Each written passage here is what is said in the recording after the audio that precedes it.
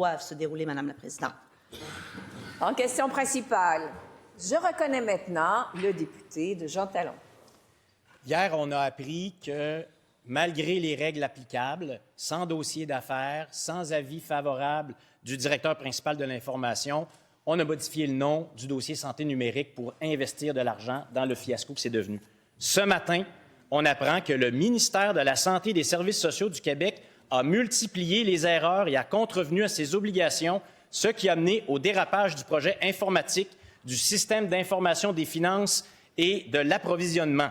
On apprend aussi que l'intégrité des règles d'appel d'offres n'a pas été respectée, que les clauses d'annulation et de protection financière du gouvernement ont été retirées.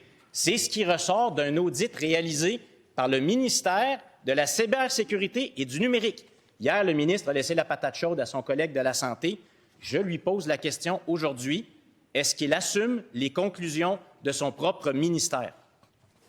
La réponse du ministre de la Santé.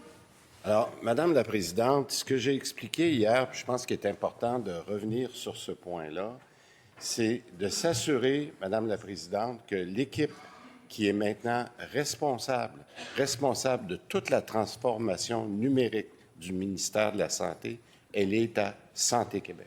Et lorsqu'il était nécessaire pour Santé Québec de faire l'évaluation de tous les projets de transformation numérique qui leur ont été transférés, ils ont fait notamment l'évaluation du dossier TIFA, du dossier du DSN et de plusieurs autres dossiers.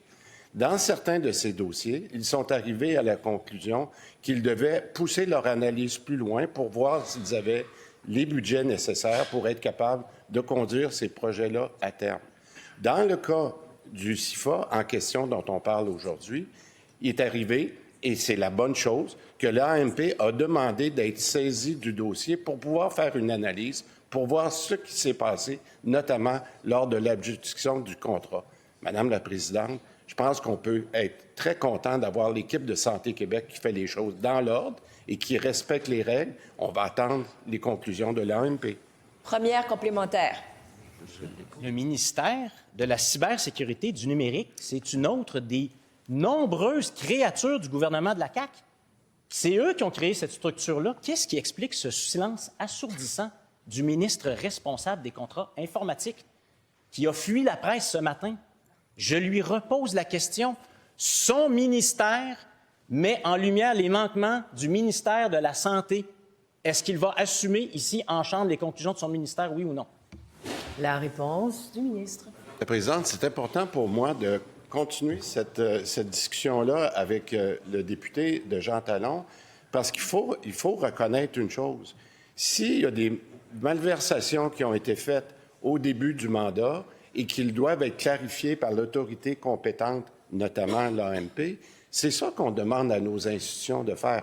Depuis que nous avons transféré ces dossiers-là à Santé Québec, Santé Québec, avec leur équipe d'experts, fait un travail extraordinaire. Ils collaborent avec le MCN, mais il faut regarder ce qui s'est passé au moment de la négociation des contrats. C'est de ça dont on parle aujourd'hui, Madame la Présidente. Puis moi, j'ai confiance que l'AMP va arriver à ça. Deuxième complémentaire. 6 mois de commission sur le scandale, ça clique. Hier, c'est le dossier santé numérique. Aujourd'hui, c'est le CIFA. Et toujours aucune réponse du ministre responsable. Est-ce qu'il y a encore un pilote dans l'avion en ce qui concerne les contrats informatiques du gouvernement? C'est un audit de son ministère. Comment se fait-il que le ministre n'est pas capable de se lever aujourd'hui pour dire « J'assume le fait que j'ai pointé des manquements au ministère de la Santé et que c'est... » Réponse du ministre de la Santé.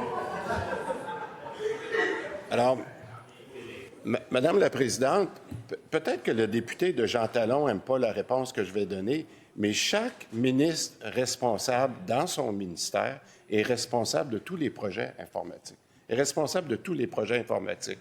Alors, je comprends la question du député de Jean Talon. Il est très clair pour moi qu'on a une collaboration avec le MCN, mais ce n'est pas de la collaboration actuelle dont on parle.